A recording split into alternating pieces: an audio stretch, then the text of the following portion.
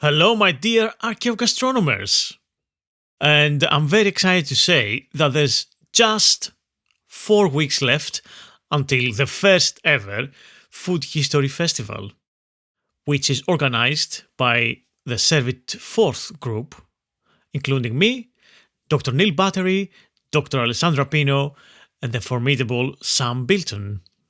So the four of us, we're organizing an online exclusive food history event with some delightful guests, including Tom Parker Bowles, Brigitte Webster, and a few others. So do join us by getting tickets from Eventbrite, Serve It Forth Food History Festival, and I will leave a link in the show notes for you. So please do join us. It's going to be exciting. It starts at 10:30 and goes on until 4 o'clock roughly. And we have some delightful talks for you. Plus, some exclusive videos by each one of us using our Netherton Foundry pots, which is our main sponsor of the event, together with Steinberg's Spices. Right, so let's get on with today's episode.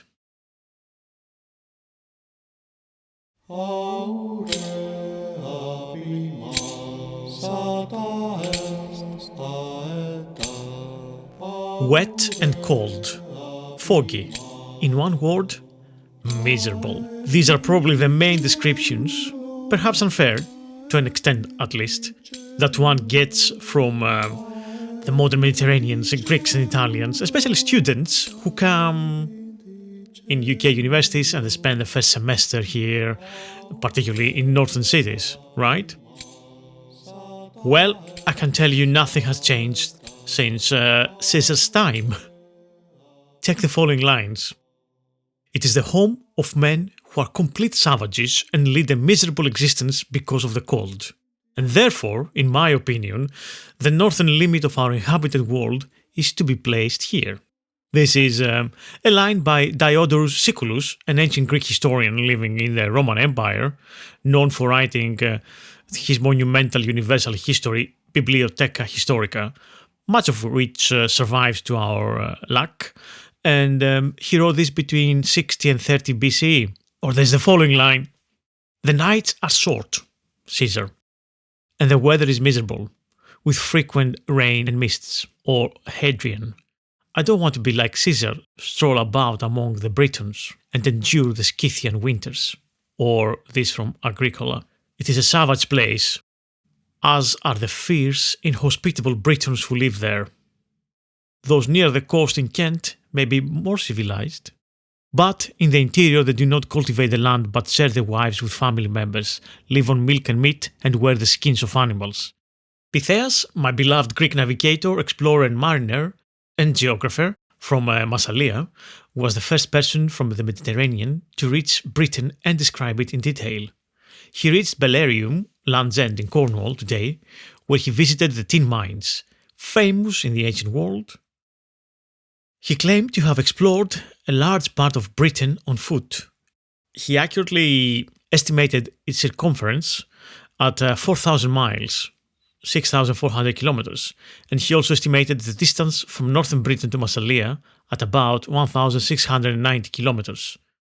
The actual distance is 1,800 kilometers.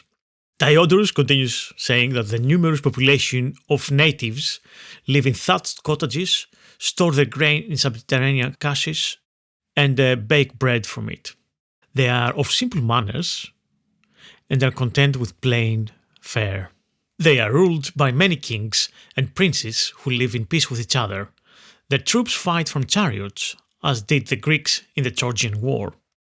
When Roman armies invaded Britain and in the end succeeded on conquering, they experimented a lot with planting vines and walnuts, and they had extensive vineyards around as well.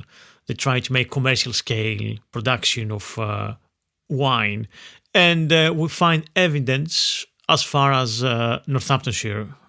The Roman soldiers and the civilians expected some familiar flavors too. So they wanted food like celery and carrot and fennel and coriander. and the pears and peaches and mulberries of the warm south. So all this left a mark into the food and drink of Britain. Perhaps another Roman urban tradition that was brought to Britain is the so-called thermopolia, which is, of course, what we should call them now, fast food joints. In large towns, after the rapid urbanization that occurred, people wanted access to quick food during the lunch breaks, and vendors could be seen selling grilled shellfish, some sort of skewers, kebabs, souvlaki type of things, chicken legs, lamb chops. This form of street food became available by and large, and many of the most interesting and still popular foods were introduced here. And that includes something like Isichia aumentata, something like today's hamburger. Hello, welcome back to The Delicious Legacy, an archaeogastronomical adventure through space and time. I'm your host, Thomas Dinas, and on this episode, I have a very special guest with me. So I invited Louis Bassett, the creator, producer, and presenter of the Full English podcast, one of my favorite food podcasts out there, for a little discussion. What have the Romans ever done for us? The internal question. Apart from the roads, aqueducts, trade and so on, they also left their mark into the edible history of this country as well.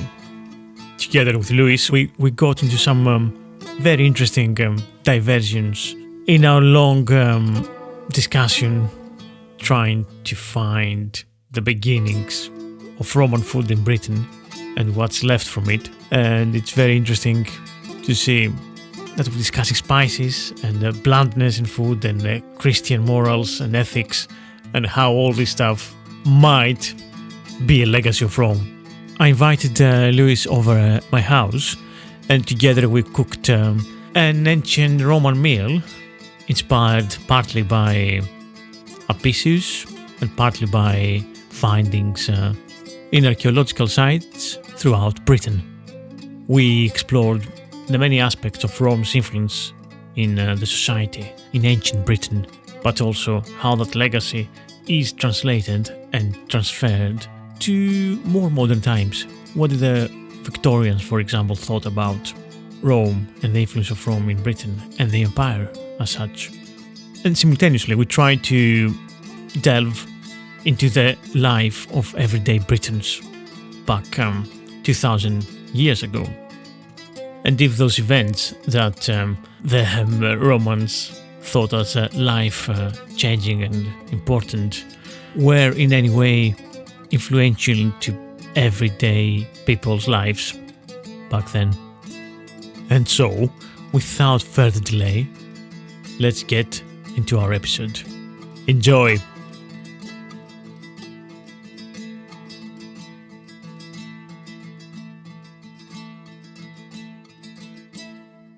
Go for it. I just briefly touched that fish sauce and it's pungent, man.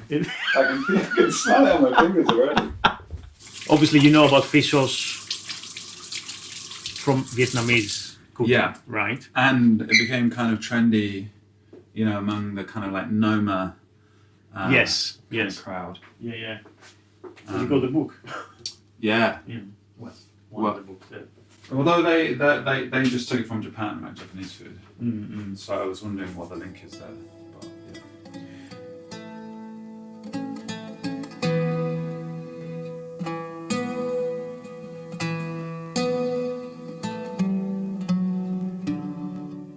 But what have we got before us, Tom? So, as you are an ancient Roman, the welcome thing you usually have is some nuts, some dried fruits, and you start your meal with something like that. So we have dates, hazelnuts, walnuts, and dried figs. And we have a salad. It's cucumber salad, but marinated with sweet wine, red wine vinegar, mint, and fish sauce. Yum yum. And a bit of olive oil. So that's kind of, one of the dishes from Apicius again. The funny thing about this is it looks a little bit like smashed cucumber with soy sauce. You know? I think all of the dishes will bring you to that. A bit of Asia. Well, yeah, I'm getting the fish sauce there. That's intense. But it mixes well with all the rest of the ingredients here. So, and then here we have yellow split peas. It looks like hummus. And it looks like hummus. So they're boiled with onion and carrot and olive oil and vinegar. And you have like a type of porridge, let's say, fava. It's called fava in Greek. And when we're talking about ancient Rome, when we're talking about the Romans in Britain, all of these things are would have been completely foreign prior to the occupation, to Britain. So Occupation, yes. yeah. Well, we can use that word, or which word would you rather use? I would. Yeah, I think that's a good word. I mean, it's not like the Celts really wanted the Romans there, did they? No. I mean, there was. I got the impression that there was a small number of people in the south of England who, even prior to the Romans coming and invading Britain, were kind of welcoming of them. And there was like trade happening already, and there was some wine drinking going on. There was a little bit of commodity exchange. Yeah, of course. So there was a small number of tribes people, chiefs and so on, who would have welcomed the Romans and were quite ready to integrate. But by and large, the Romans had to fight tooth and nail. It took them like 4 years to get to London. Yeah. Well, yeah, London wasn't it? Did London exist but to get to the Thames? Thames, yes, exactly. Yeah. Let's set the scene. So let's... Louis, welcome to the Delicious Legacy Kitchen. Thank you so much for having me around. And let's talk about Roman British food, whatever the Romans done for us. Quite a lot, we're going to find out. Yeah, I mean, we already know that. Everyone always thinks of roads, right? But we're doing food. Yeah, roads are not important. No. I mean... It's just like, why do you go on the road? To get something to eat, right? Yes. Why did the chicken cross the road? The Roman road. Why did the Romans build the road? To go... Well, for conquest. Well, for conquest, yeah. Why were they doing conquest? Well, it's a good question. Yeah. There was nothing else to conquer. We're jumping ahead. Yeah. We're jumping ahead. But no, thank you so much for having me. And we've been wanting to do this episode for such a long time now. Because I love your show, Delicious Legacy. And you like mine, I understand? I love yours. Yeah, give me a compliment. So fish sauce was obviously, it was like the tomato ketchup of the ancient Roman world, right? It was a little bit like that. I mean, but maybe even more ubiquitous. It's almost like salt, like you'd use it in Yeah, you use it for seasoning, yeah, exactly, instead of salt. And then this stuff here that you've got is what, like kind of more authentic to the ancient recipe? In theory, yes. So it's a recreation by archaeologists in Portugal, in Lisbon. So they analyzed the remains from the garden vats from the archaeological digs, and they recreated in a similar fashion from fresh sardines, basically. So they've done a few different ones. The basic principle is just you take some oily fish, salt them and ferment them in the sun. Yeah. So they basically go off, which is why when I open this, I mean, I can smell it before it's even opened. Yeah. It smells, so, like that was stronger than I was expecting. So strong. More sour, yeah. You should take a shot of each for the purposes of research. Well, I'll have a teaspoon maybe. Yeah, maybe not a whole shot. That's still quite a lot. I think I want to be. Oh my god! extreme. Wow, it's really salty. But yeah, umami, right? And salt. I don't think this one is salty. It's as salty. One hit me up, bro. It's lighter in colour. Yeah.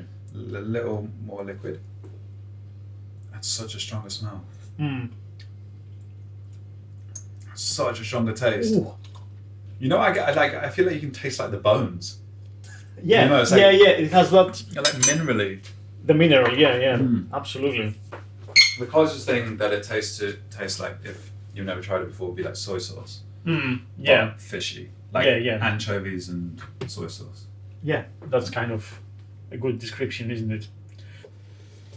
Yeah, The Full English is one of my favorite food podcasts out there. Yeah, Delicious Legacy likewise. You go really deep. I like your medieval stuff was really good. Thanks. Yeah. What are the dates? Let's start with that. What are the dates in which the Romans were occupying? We're going to use that word, Britain. So I think it's like the 663 BC. Is that right? I should know this. So Julius Caesar did an attempt in 55 BC, I believe. Yeah. Yeah, and that was unsuccessful. He wasn't necessarily trying to occupy. He was kind of just proving a point that he was a legend back in Rome. He came over to Britain, and because I think people had this sense of Britain as this completely foreign place, obviously not part of the Mediterranean, and beyond the landmass that is Europe. Exactly, continental Europe. It was an unknown land. Yeah. It was a mythical land. Okay, in a sense. I found the date. So Julius Caesar came, 54 and 55 BC, and then the Romans under Claudius came 43 AD. Yeah. And then people say that they left 410. 409, 410, yeah. It's the dates that the last Roman legions left to fight wars in Europe. Right. Yeah. Good almost 400 years of Roman presence, occupation, whatever the word we're using, in Britain. So we're going to discuss what they brought with them in terms of food and also what the lasting legacies are, I guess. Yeah. Yeah, exactly. A lot of stuff to cover. You know what I really like about this setup is that my microphone is resting on a copy of Game of Thrones.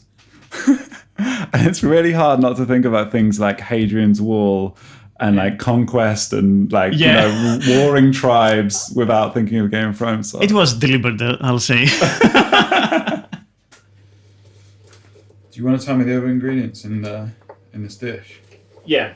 Coriander, fresh coriander. Mm-hmm. They love coriander. They loved it. Okay, so coriander, obviously. Coriander. Pine nuts.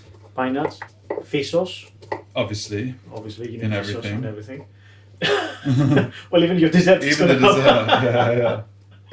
And originally, I think it was bay tree berries. Oh, really? Bay leaf berries, but that's not something. You know what the Romans used to call the British? Barbarians? Sort of, yeah. From a tablet we found at Vindolanda in Hadrian's Wall, they used to call them Britonculi, which means wretched little Britons. Nice. Nice. So I guess they didn't have a good opinion about them. What did they think about the British people? Just in general, that we were all like completely backward? Backwards, yeah. They didn't know about food, about civilization, yeah. Yeah. But disclosure, I don't like the Romans, so I think I'm with the side of the with the Celts. Yeah, so maybe we should start with kind of some rough idea of what was going on in Britain before the Romans came. It's maybe in terms of their food and just in general. Yeah. Are you able to have paint some sort of picture? Yeah, we have some rough idea. I mean, there were lots of different tribes living across Britain. They were generally pastoralists. Of course, they were a bit hunters and gatherers, and also they grew some millet and some oats and some barley, which is more suitable to the northern climes than wheat. So they had a bit of that stuff happening. But they were, I guess, more in tune with the environment. Their houses were wooden, they were in the edges of forests, they had animals in the forest, they were hunting, they were gathering oysters and seafood from the shores and from the rivers, and generally cooked in cauldrons, or big stews, or they, on wood fire. They had animals like wild boar and beef. They had more beef in this country than in Europe, I would say, like in Rome. And sheep. And a bit of sheep, yeah, mutton. And of course, yeah, pig was generally a good thing as well. So yeah, a lot of meat, milk, some bread from barley mainly, and fresh cheese like cottage cheese type of stuff. Yeah, there was not much of in terms of vegetables in Britain. Yeah, it was wild vegetables, the wild equivalent of the European ones. There was a lot of that. So yeah, I guess there will be a lot of foraging happening.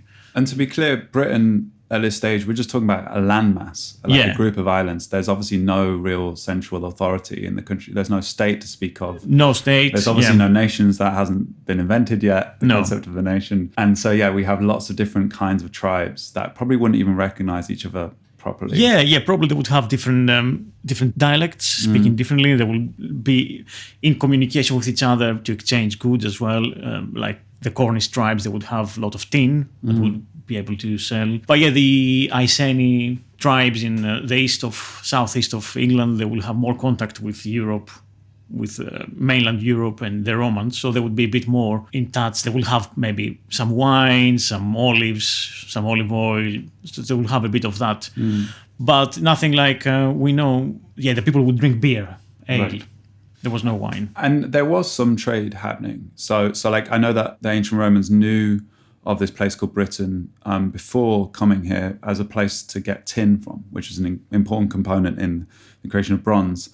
And then, as you just said, there were some tribes that had already started slowly to take on some Roman ways and like some Roman habits. Yeah, I think the leaders of the tribes, they would try and copy the opulence of the Roman elite. And this is prior to the invasion. That's prior to the invasion, yes. And definitely there was a mixture of everybody communicated with each other. There was trade happening, and so there was definitely contact. And I love the image of the bubbling cauldron. Yeah, so I was doing some research and I came across a book by a woman called Heather Cool, which is all about the food of ancient Rome in Britain.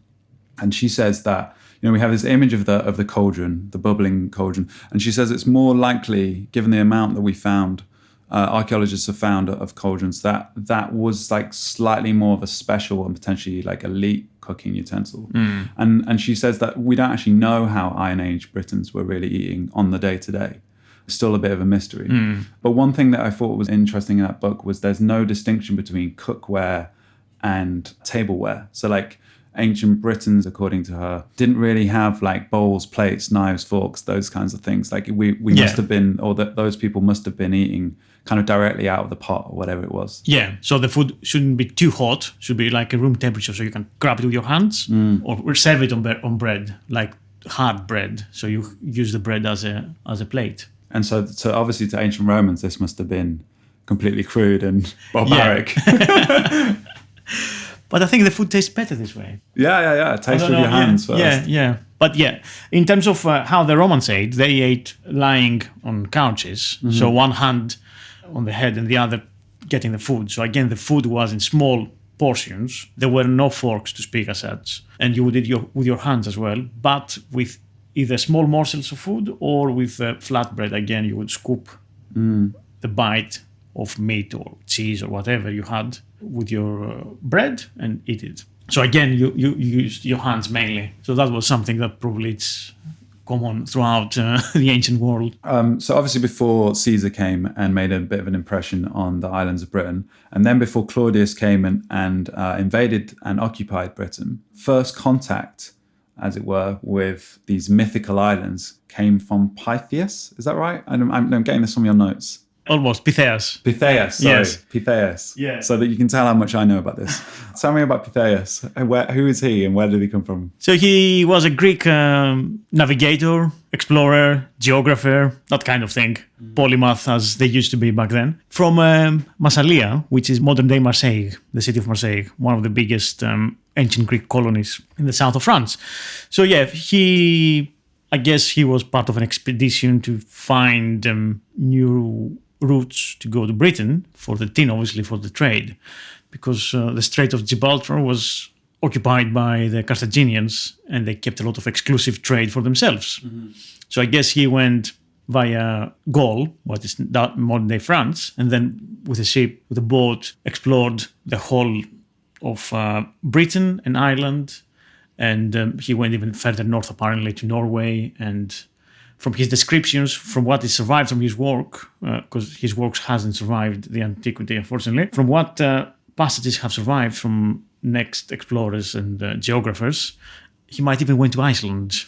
And he described, the floating ice, and he calculated the coastal line of Britain. And so, we kind of think that he was the first that he brought back some more information about this mythical northern frozen misty land into reality, because before that nobody knew what was happening there.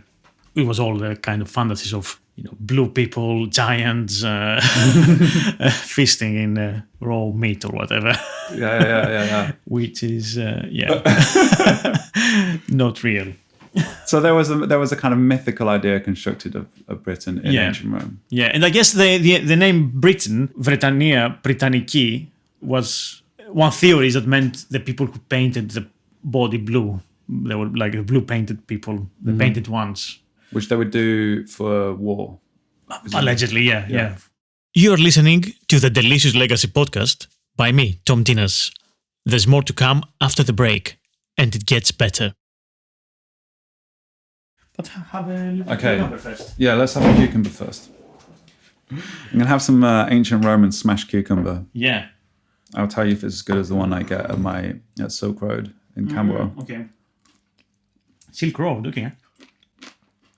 I might, delicious. And you grew these? Not me, but my friend from the allotments. Oh yeah, behind your house is so nice. There's allotments on the back there. It's really delicious.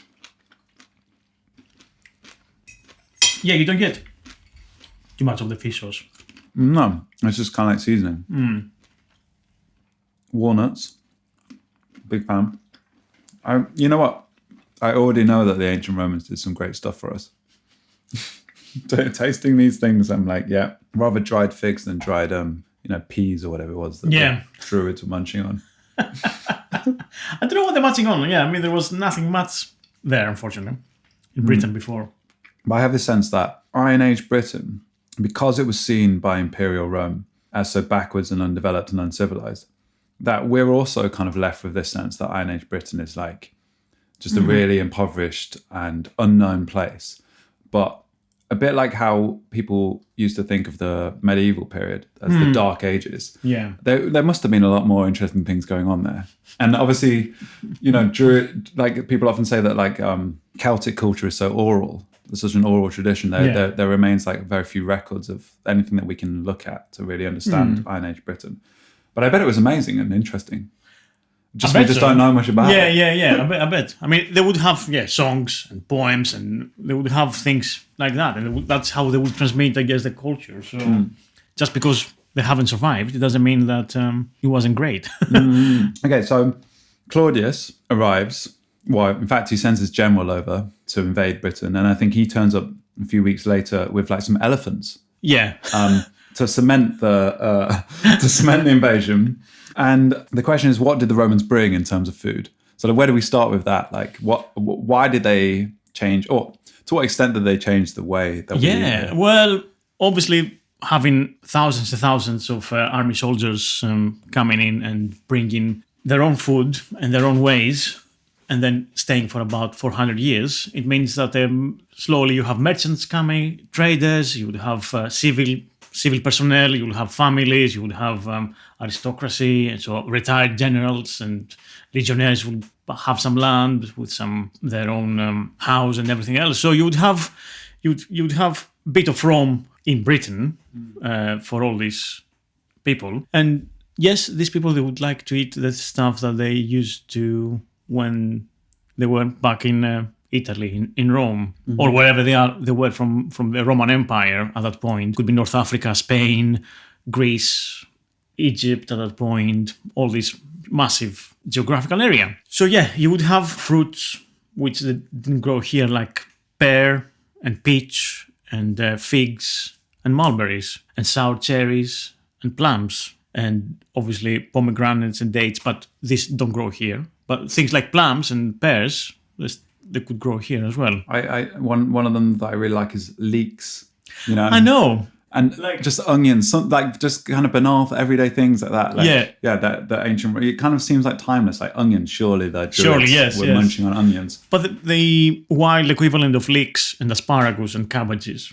So that kind of the wild plants, but nothing not cultivated. Yeah. So when they brought cabbage, they loved cabbage. So the Romans loved cabbage in many different ways, and they ate it also for ailments, like a cure for different things, and also fresh as in salads and so on.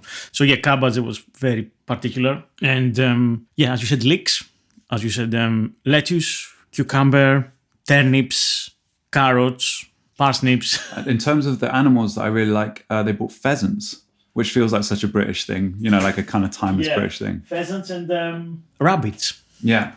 Rabbits as well. Again, so much that you think it's, part of the everyday wildlife and fabric. Right. Okay. So I think you can have some fava now. This is exciting.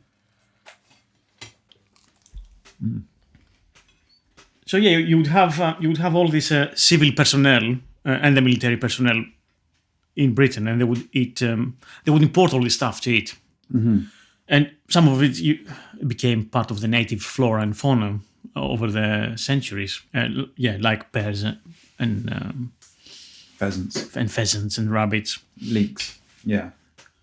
And so really, you had this occupying force, of which were many legionnaires, and they were eating their army rations, presumably. But then you also had people that settled and would set up villas and trading ports and traders and a kind of middle class part of their empire. Middle class and upper class, And a lot of them obviously will be from abroad, but a lot of the local rulers and leaders, they would copy the Roman ways. So they would want to be part of that society. Because there was an integration of the kind of the Celtic elite into that Roman society. Well, I guess, to some extent. To some extent, it had to be, right? Because otherwise... How do you rule? Yeah. Yeah. So, again, you'll have more wine coming in, perhaps olives and olive oil and all these Roman ways of eating and feasting and living, in a sense. I think as well, apart from the ingredients that we've been talking about, the thing that really fascinates me about this conversation is also the habits and the culture that Rome brought with them. Because obviously Rome as an empire, one of the things that's distinct about the way they eat is the fact that it's based on trade, it's based on exchange. So some of the things you just mentioned there, like pepper, that wasn't being grown in Italy. No. That was coming over presumably from Persia or further east. Yeah. So from India via Persia. Yeah. And so that's kind of interesting, that kind of embracing of a broader non-local source for your food. And they're being transported in these vessels. What did you say they were called? Those amphora. Yeah.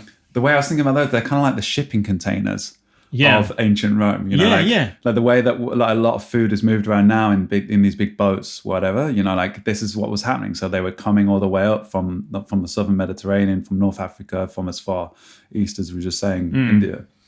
And then, they were moving around in these vessels and coming, as far as Hadrian's Wall, where some Roman legionaries, expected to be able to drink his wine and so on. Yeah, exactly. Have their wine and have their spices like black pepper, coriander, dill, parsley, anise, cumin. Another aspect of the cultural side of this I find interesting again is the opulence. So like Rome has a reputation, ancient Rome in lots of people's minds. I don't know to what extent this is true, but we have this idea that, it was a very, for the upper classes, for the elite, it was a really opulent way of relating to food. There was a really hedonistic, the lying down and eating grapes thing. Yeah. And did they bring some of that here?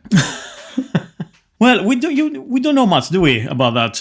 I think to an extent they had brought it, but I think even back in the Roman Empire, this opulence, this extravagant way of living, it was always criticized and it was always mocked. And that's what you get from the poetry and the literature of the day, that they're making fun of this kind of too much excess. And then the philosophers and the moralists of the day, they would always be like, this is not the true Roman way. That's we've been influenced by the barbarians. That's not how the Romans should live. True Romans should be having bread and the porridge and being more virtuously kind of rustic and authentic. Exactly, yeah. So there's the Feast of Trimacia, which is in Petronius, yes. Yeah. Satyricon, yeah. In his And so this is, I also know this from a Fellini film, which is worth looking up on YouTube, the scene of this, because it's really bizarre. And so this is the classic example, but obviously it's supposed to be a satire. But what he's talking about are all these kind of extreme things where they're being at this feast, people are eating like sausages made to look like raw guts, eggs made out of pastry with tiny songbirds inside that you'd crack open, they'd still be alive, and then you eat them. There's like a lot of references to like the nipples and vulva of like cows, which ancient Romans seems to love eating sexual body parts, at least in this depiction, as I found weird. And just loads of crazy stuff like this, like really, really overly opulent. But as you said, like it becomes a theme of decadence and decline for lots of Roman interpreters at the time, and then also the way we look back at it, and the way it was interpreted later by Victorians. But I think to an extent it's not true. I don't think that was something common, to be honest. Even the richest of the elites, they would have a rich meal. They would have more meat, more different meats, and wine imported from the corners of the empire. But I don't think flamingo's tongues and lark's brains was. The one I really like was dormice. Dormice. They love dormice. So dormice, apparently, with honey. Yeah, you'd put them in a pot, fatten them up on chestnuts, and then when they got really fat, you'd put them on a spit and cover them in honey and poppy seeds. Yeah. That was the delicacy, yes. That was the delicacy. That was rare because I think it's difficult to catch them. Yeah, so I guess, And then in terms of what people were eating in the countryside, it was, and the countryside is probably not the right word, what people were eating in rural areas, peasants basically, that their diets presumably didn't change much in that course of time. Are we talking about Britain specifically? Yeah. I don't think it changed much, no. I think it would be still lots of animals and animal protein and pigs and mutton. And stews, basically. Stews, yeah. So it's really the main impacts during the Roman occupation of Britain, during ancient Roman Britain, was among the elite. Yeah. They were the ones who had access to all this trade. Mostly. I think the most Britons wouldn't care much about that stuff, really. And that kind of is obvious when they left Britain, how quickly the whole thing reverted back to more rural way of living. Like the towns and the cities were abandoned very quickly in real life terms. Not like in a day or two, but people that didn't see a use to be in a city. Was a point. We want to be in the land, work on the land, have animals, whatever you do. You'll be more an agrarian society. I mean, if this, effectively this huge trading network collapses, that is the Roman Empire, then, you can't hang around in, bathhouses drinking wine, can you? Yeah. London was completely abandoned for 200 years. It was much later in the 9th century that it started being populated again, and people would go into these ruins and see all these amazing big houses and palaces and see who was here. the memory was lost in a sense, and it was abandoned completely. And you'd have like trees and everything grow through the ruins, and for 300 years or so, and the earth in most places, it was a meter high black earth. Fertile soil among the ruins because nobody was there. Right. So people moved in and they started growing stuff in London. They had plots of lands because the soil was so fertile from all the decaying matter from all these centuries that nobody was there. And the place was abandoned. Wow. all the cities and the towns, I'd love to have seen that. It'd be very peaceful. So, what is this, Tom? I'm not going to lie, it looks disgusting.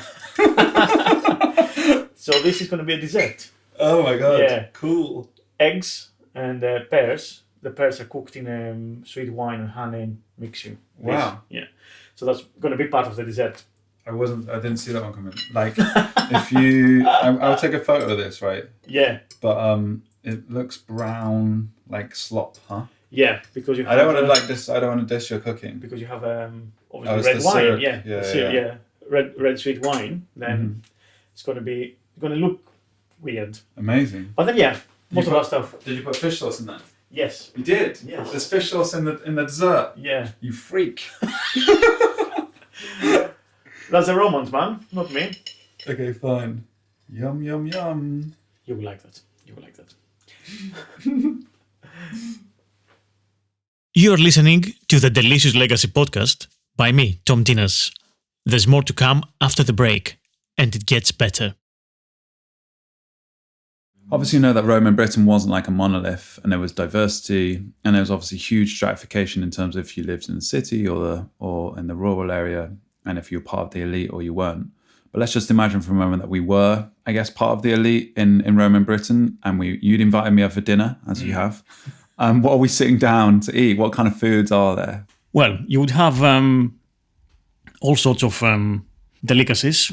Talking about dried figs and olives imported from Mediterranean. You'll have nice red wines. You'll have spit roast meats, and you'll have garum, which is the fish sauce, and it's ubiquitous. It was kind of the thing that would have on the table the most expensive fish sauce, and people would serve themselves like tiny drops to season their food. Yeah, what do you think? So we have here in front of us some recreation of ancient garum. Where is it gone? We tried it. Oh yeah, there it is.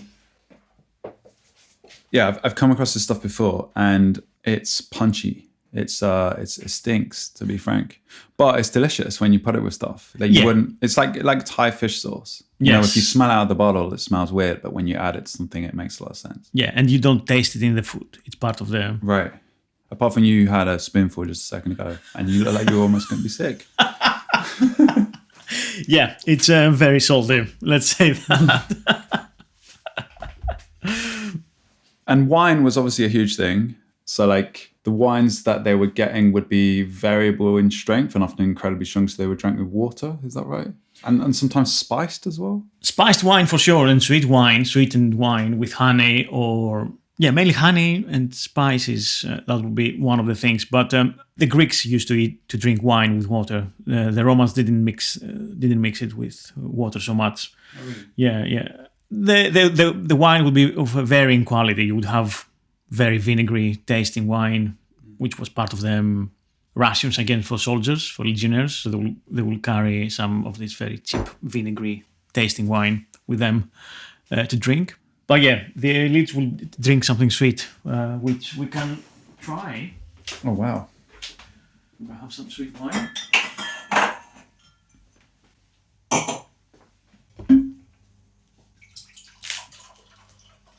This is a sweet made from a sweet grape variety. Yeah. Or you just added some sugar to some red wine. No. Tell me the truth. Cheers. No, it's super sweet. It's delicious. So one of the manuals from ancient Rome, De Agricultura, Cato and Columella in another one, they talk about how you leave the grapes into the vine until the very end of the season to dry naturally, and then you pick them up, you let them dry in baskets and so on, and they get concentrated, and then you make your wine with that. Right. And you have sweeter wine in that respect. So you have the Roman food, the Roman taste, you'd have very sweet and very sour and spiced. They would love them. So you have the garum, which is the fishy, salty, umami kind of stuff. You would have sweet with honey and dates and syrups from grapes and pomegranates and so on. So you have all this sweetness. You have the vinegar. So vinegar was very prominent with honey and with your spices. So black pepper or long pepper was important and it was used generously by the elites, obviously, in every food. And you would have cheese as well. You would eat a lot of nice cheeses, and they would make a paste like a pesto with celery leaves and garlic and coriander leaves and parsley leaves and vinegar and cheese. And that was very strong, very pungent. You would eat that as a starter with some bread. I like the sound of that. I love when you mention the fact that ancient Roman food was heavily spiced with strong sweet and sour flavours. It makes me think that they must have thought that native British food was bland. which is 2,000 years of people thinking that native British food is bland. Some things don't change. Yeah.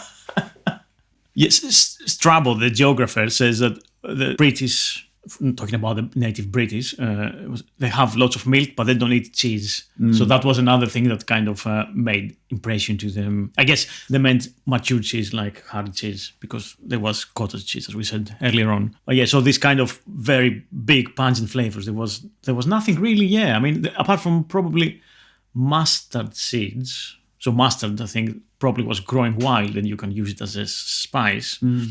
And bog myrtle was another spice, used here. But there was nothing else growing. So yeah, the food must have been bland, let's say. But This brings us back to the kind of ancient Romans loving food, the cultural aspects of food, and loving enjoying food.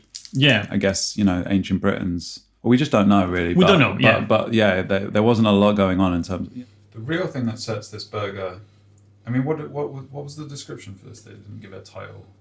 No, there was no. It's like the recipes don't have like titles. No, like meatballs on that style of X or what was that or Y. Right. Yeah.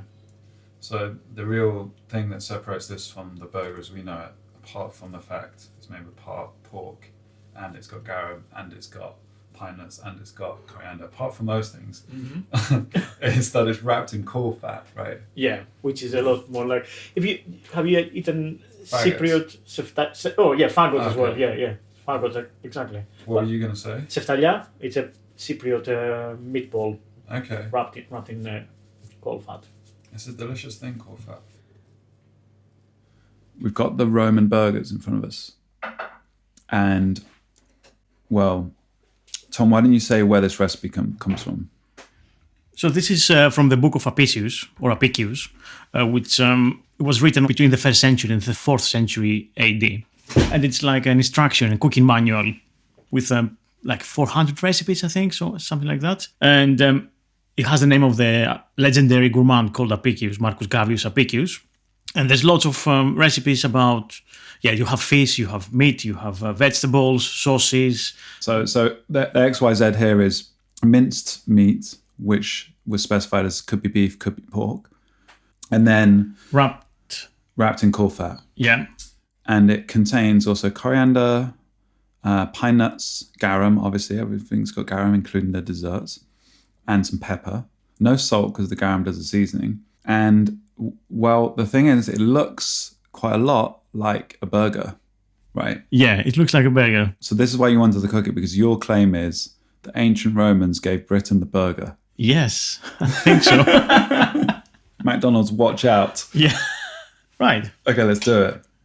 If you've ever had a faggot, a traditional British, Welsh, I believe, recipe, this looks a bit like that, but flatter, because the caul fat gives it that appearance. So I did have, I like faggot. Yeah. With faggots with gravy. It's good. Anything wrapped in loads of fat is hard not to like, right? Yeah. I like the pine nuts. This doesn't feel Italian. It doesn't feel British either. It's completely something else. Yeah, it's definitely some sort of flavor that... Yeah, you can't really describe it as Mediterranean or... Coriander for me gives Indian food, but the pine nuts are like Mediterranean, and then the caul fat is just really rich and yeah. You have if you like fat flavors, then it's great. I'm a fan. You know what it needs though? It needs I'm going to put some more garum on it. I was going to say it needs some mustard and some ketchup and a gherkin. Actually, we have the gherkins. We have marinated cucumber. Okay, great. There you go. And it's got the kind of sauce with it as well. So if we're living in our ancient Roman Britain in an upper class household, it would be the slaves making this for us, right? Presumably the ancient Romans brought with them slaves. Yeah, you would have your slaves. It could be locals, but a rich family would bring their own personnel as well. I think one thing that's really important to realize about the ancient world that maybe it's quite obvious, but racism hasn't been invented yet. So when we talk about slaves, we're not talking about people that aren't white. It's a distinction that's to do with just being free or not, which is like a legal distinction, a title that you were kind of held in. Yeah. I mean, also, so back to the kind of the racism thing, you get examples of North Africans, soldiers up at Hadrian's Wall, where you'll get them using Latin and their native tongue, which is just fascinating, And one thing that Romans were influenced by the Northerners, by the Brits, it was So the Roman soldiers in Hadrian's Wall, they were also drinking beer. They were drinking a lot of beer.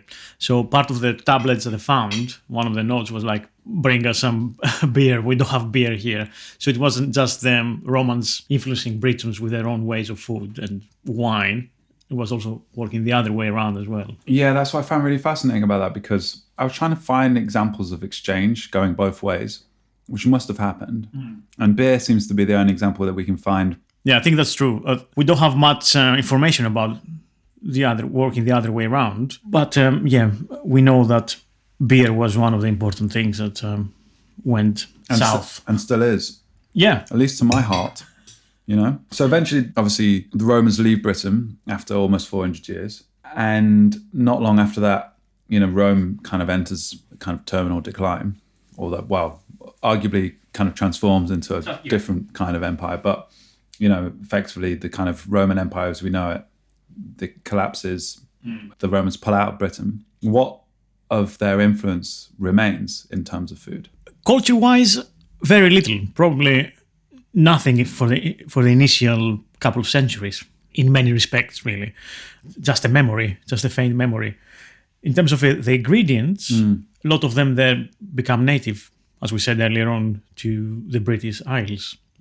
So vegetables and fruits, they become cultivated by people, everyday people. And then, animals as well, like perhaps rabbits and snails that become part of the fauna of the islands, and pheasants as well. So these ingredients form part of the ladder, of the local ladder. But in terms of culture, food culture, I think there's nothing we can say it remains. We can basically say that people reverting more or less back to a more Celtic way of living.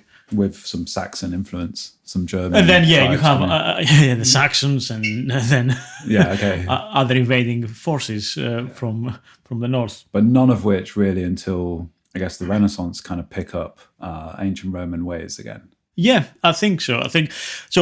We have the medieval period, which is obviously you still have different elements of...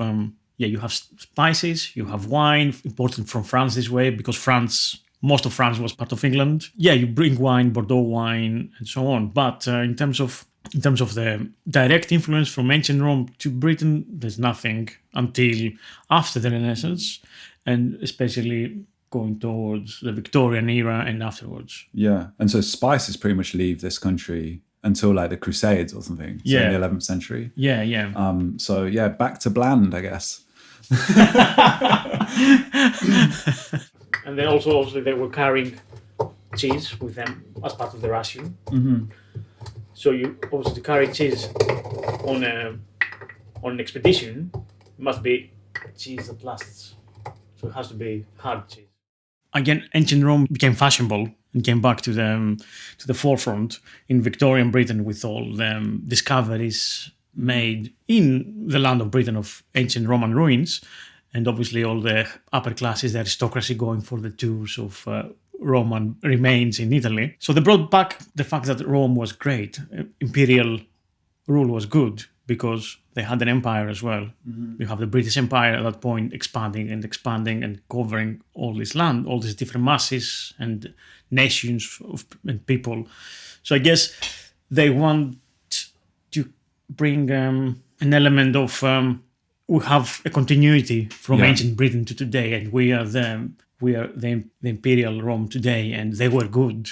They brought civilization to these islands, and we bring civilization to the world. Yeah. I think part of that link, perhaps, they did actually try to justify many things, as you said, with the roles of the women and the peasants and the different class systems. I think that was a lot of trying to link it to that imperial system. It's like a post-rationalization. Yeah, so this gender division of labor had already been taking place. Yeah. And they were kind of rationalizing in Roman terms, ancient Roman terms. Yeah. And like it's normal and good. And yes, they were 2,000 years ago, and we bring more civilization to other people. So we are kind of taking the baton and passing it Yeah, I think it's definitely not. It's not a coincidence that the Victorians were kind of obsessed with ancient Rome. And there's lots of examples of that in literature, in like political speeches. I think there was a whole like fashion for Victorians to like pose in ancient Roman dress and like take photos of themselves.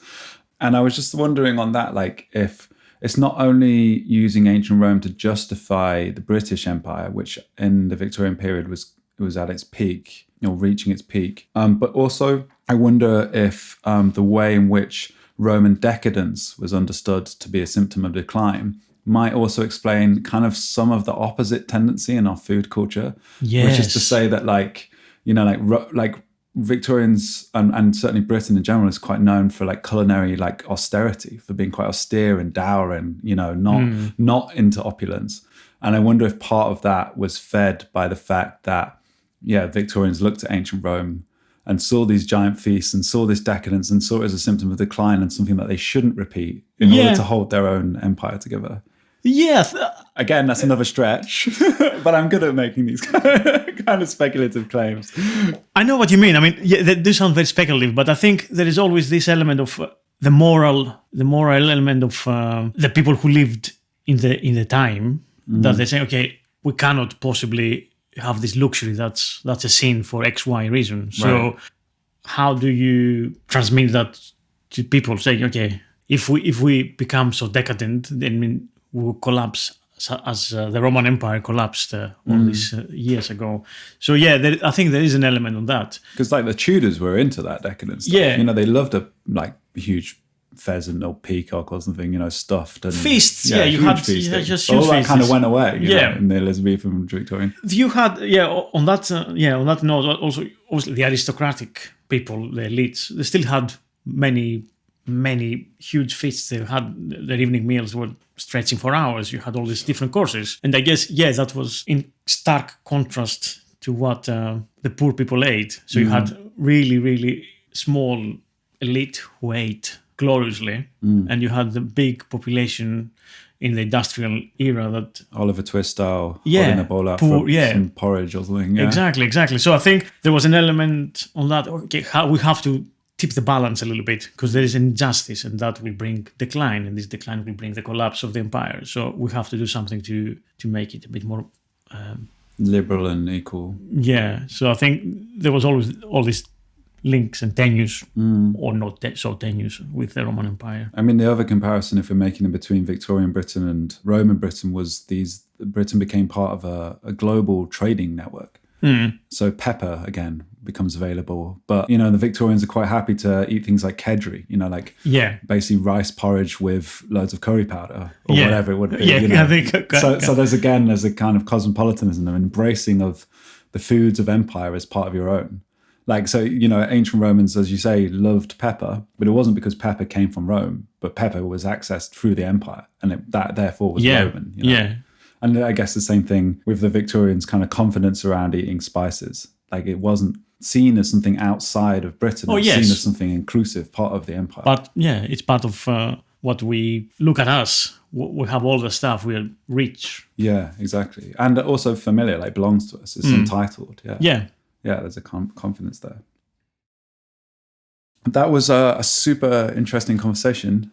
And, more importantly, the food was actually really delicious. So, Tom, thank you so much for that. Thanks for inviting me over. We have one more course. Do we have... Oh, my God, yeah, we have the fish sauce cake.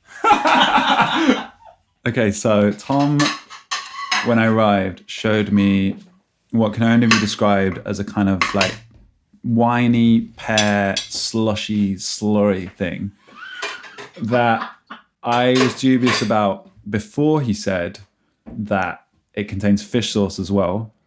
And then I was even more dubious about it. Yeah, you're selling it now. You're selling it very well. But after it's been in the oven, it's come out and it just looks like a cake.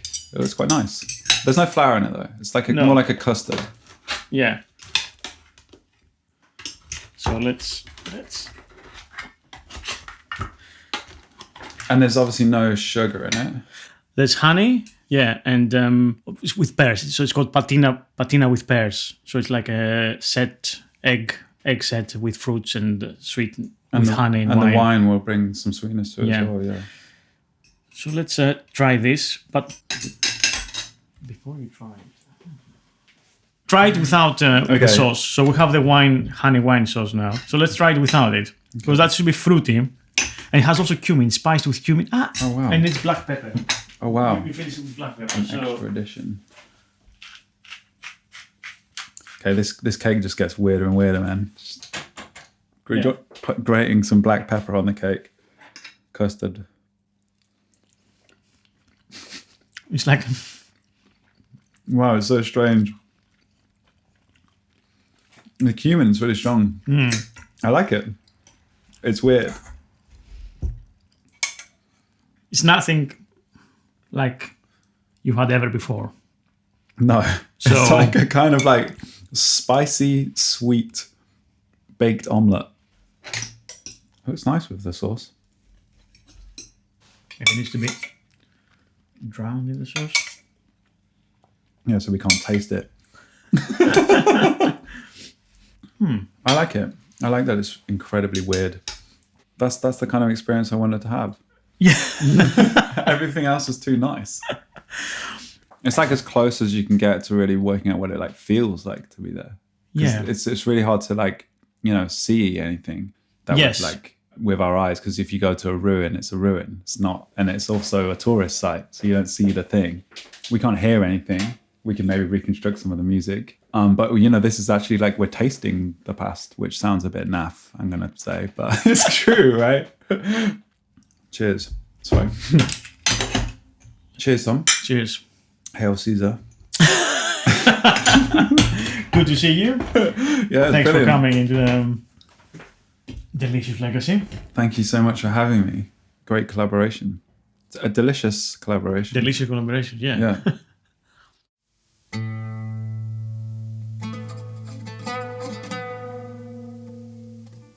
Thanks for joining us on this adventure in the land of ancient Britain. I hope you've enjoyed this episode and the food and discussion inspired you for some ancient Roman British food. So that's it for this week. And if you want to ask any questions or you have any suggestions or points that you want to make, please get in touch at the Delicious Legacy Podcast at gmail.com, all one word. And of course on Blue Sky or Instagram or on Patreon if you are a member there. And of course everyone is welcome to ask me anything, and I'm eagerly awaiting your comments, as I do believe I genuinely learn a lot from people's new ideas and suggestions and the way they think about things. So please, get in touch. Finally, this podcast cannot exist without your generous support, so you can support the podcast at ko-fi.com with one-off donations or with monthly subscription, and basically you can help me work more on the podcast and researching, writing, producing, editing and mixing. I do hope you enjoy this podcast. Please rate and review wherever you get your podcast from, and share it with some friends and family and colleagues, or in a WhatsApp group or in a Facebook page. And the podcasts are all about food and history and traditions and how all relate to our modern day and age. I've been Thomas Dinas with my guest Louis Bassett, and thank you for today. This podcast can only be happening with your generous support, so thank you so much for listening and for your reviews and for being such great people. See you again soon. Goodbye.